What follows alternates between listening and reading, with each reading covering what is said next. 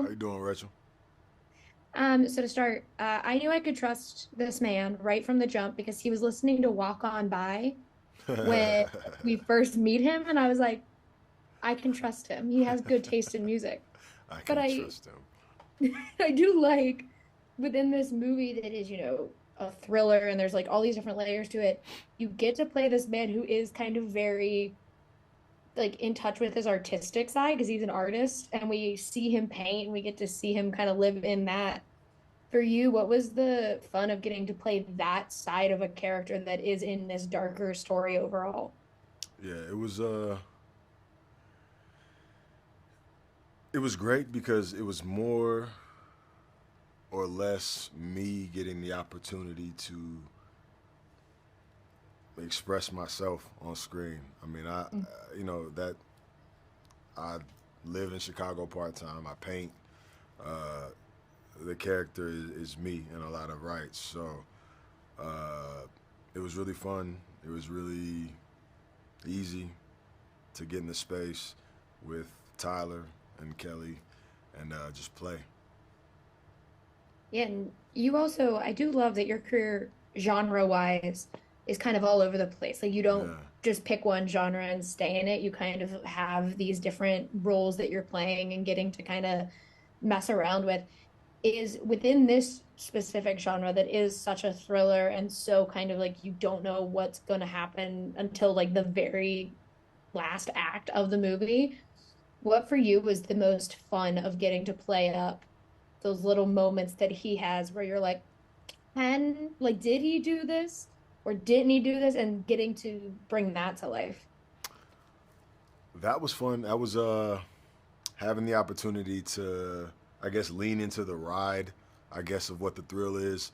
It was new to me because I Mm. kind of have lived in a space where, not that this isn't being truthful and honest to the character and all these things, but it was more, at least for me, it felt more about trying to really pay attention to the audience and how they're going to feel and really trying to manipulate that. So it was a bit more, I don't want to say mechanical isn't the right word, but it was a bit more mechanical in that regard to have to really be cognizant of the thrill that we're trying to give people, you know?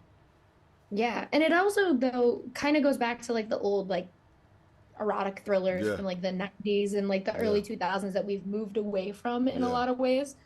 Um, Getting to kind of be part of that new renaissance, how is that for you? Because it is, I grew up watching things like What Lies Beneath Yeah, and Basic Instinct and all that kind of yeah. stuff, and we don't really make them We anymore. don't. We don't. It was great because again, like this energy is one that, this energy, this color, this essence, this is one that I is very consistent with who I am as a creative, as an individual, as a man. So uh, I like to see it, man. I think obviously sex sells and all that, but I think if you can give people a sexy, fun, thrilling story, it gives you feels.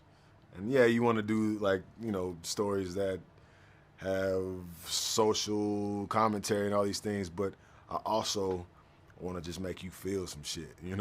So yeah, Yeah, I am. I love it. And one last quick question, with this, you're working with Kelly Rowland and it's a Tyler Perry movie. There's like so many kind of moving parts that make it so cool. What for you is your favorite part of getting to make Mea Culpa? I guess all of it really. Like you said, those two names, you put all of that in the pot. I think tasting that stew uh, is the best part. Having the opportunity again to jump into space with these two people who obviously Tyler I have experience with, and so I love, respect, and hold Tyler in high regard. And then obviously, knowing of Kelly's work, knowing how obviously beautiful she is inside and out, having the opportunity to again put these three mixed with everybody else, obviously put all these spices into a pot. It was fun to be a part of that. Hmm. Yeah, I love it. Thank you so much for talking with me. I can't wait for people to get to see the movie. Bless. I appreciate you. Thank you. Have a great one.